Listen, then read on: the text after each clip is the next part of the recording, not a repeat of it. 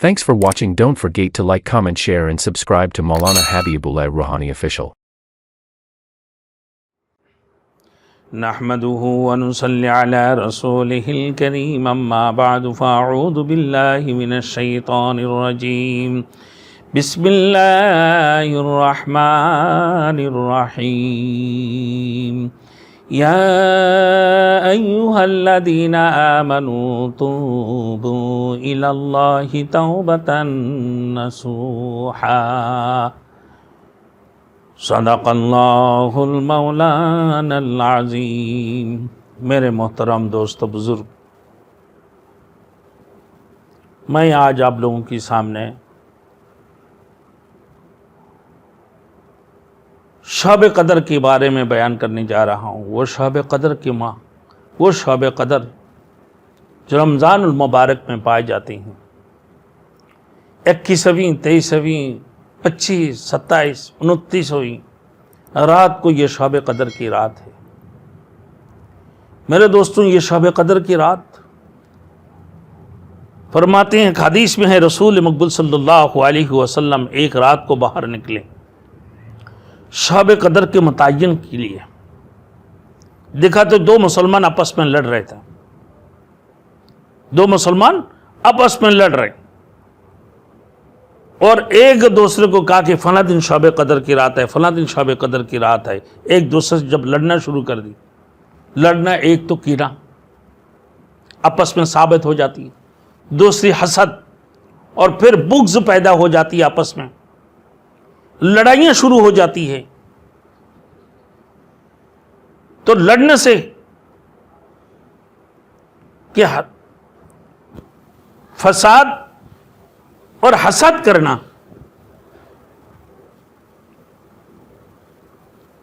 حسد کردن نیکی از بربادان است۔ حسد کرنے سے نیکیاں برباد ہو جاتی ہیں، حسد کرنے سے نیکیاں برباد ہو جاتی ہیں۔ لڑائیاں کرنے سے، جھگڑے کرنے سے اور آپس میں لڑنے سے نیکیاں برباد ہو جاتے ہیں، پھر اس میں دشمنی قائم ہو جاتی ہے، پھر کینہ اور عداوت ہو جاتی ہیں، جس کی وجہ سے اللہ پاک پروردگار عالم نے اس شب قدر کی متعین کو ختم کر کے، اور وہ جو ہے اللہ اپنے رسول کو فرما دی ہے کہ وہ شب قدر کی جو رات ہے یہ تاک راتوں میں تھے، تاک راتوں میں سے آپ لوگ تلاش کرو۔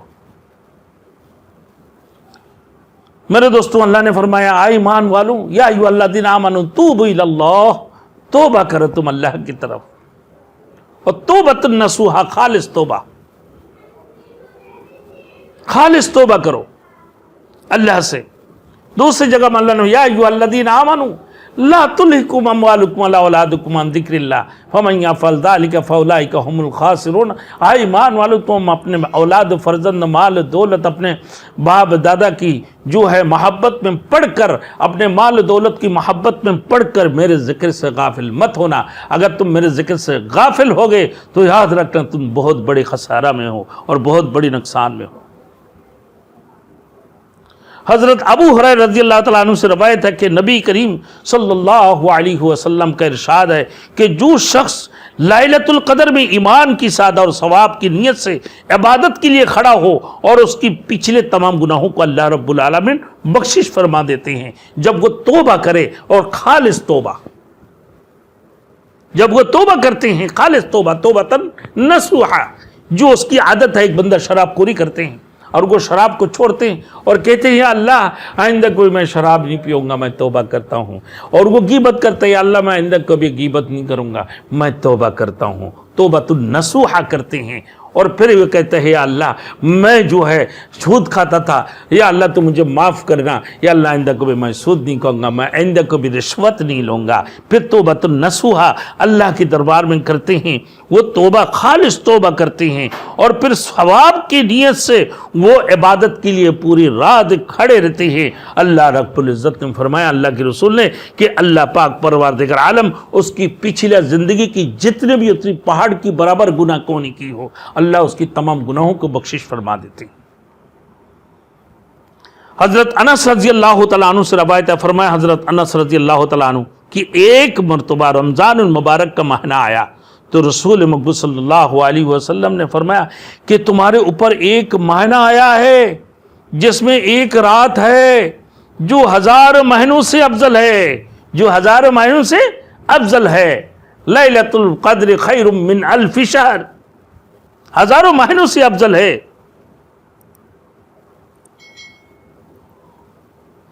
پھر فرمایا جو شخص اس رات سے محروم رہ گیا ہو وہ ساری ہی خیر سے محروم رہ گیا، بلکہ اس کی بلائی سے محروم نہیں رہتا مگر وہ شخص حقیقت میں محروم رہ گئی ہے.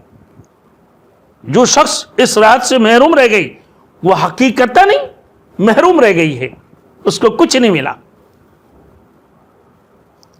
فرماتے ہیں شاعر الفت میں برابر ہے وفا ہو کہ جفا ہو، ہر چیز میں لذت ہے اگر دل میں مزہ ہو. تمنا درد دل کی ہے تو کر خدمت فقیروں کی، نہیں ملتا یہ گوہر بادشاہوں کی خزینوں میں. آخر حضرت عمر رضی اللہ تعالیٰ عنہ کی، اللہ اکبر میرے دوستو، حضرت عمر فاروق رضی اللہ تعالیٰ عنہ عشاء کی نماز کی بعد گھر تشریف لے جاتے تھے اور صبح تک نماز میں گزار دیتے تھے. صبح تک نماز میں گزار دیتے تھے، نماز ہی پڑھ رہے ہوتے تھے. حضرت عثمان غنی رضی اللہ تعالیٰ عنہ دن بھر روزہ رکھتے اور رات بھر نماز میں گزار دیتے. اول حصہ میں تھوڑا سا سوتے تھے.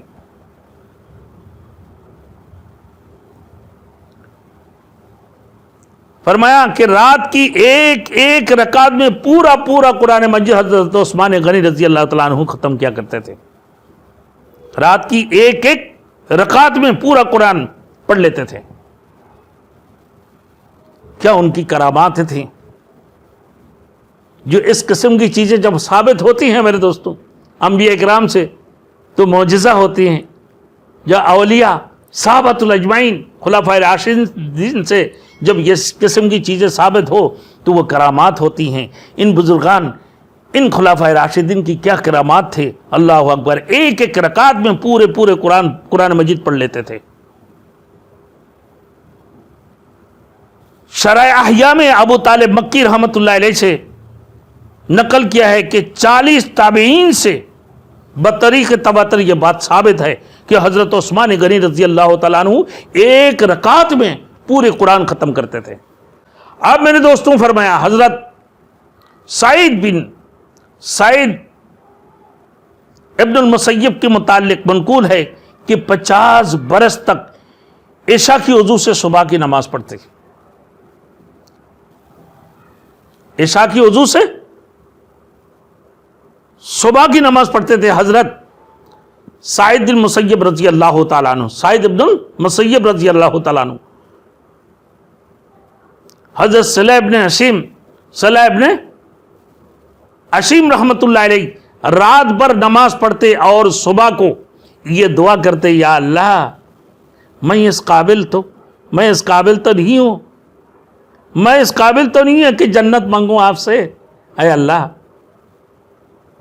حضرت صالح بن عشیم رحمت اللہ علیہ نے فرمایا کہ پورے رات نماز پڑھتے تھے اور صبح کو یہ دعا کرتے، یا اللہ میں اس قابل تو نہیں ہوں کہ آپ سے جنت مانگوں، صرف میں اتنی ہی درخواست آپ سے ہے کہ مجھے آگ سے بچا لیں، جہنم کی آگ سے اب مجھے بچا لو یا اللہ. لیکن میں جنت کیسے مانگوں؟ پوری رات نماز پڑھنے کے باوجود پوری رات نماز پڑھتے تھے اور صبح کو جب اللہ سے دعا مانگتے تھے کہ میں کیسے دعا مانگوں اللہ سے کہ میں جنت کیسے مانگوں، میں جنت کی قابل ہوں، یا اللہ مجھے جہنم کی آگ سے بچا لینا.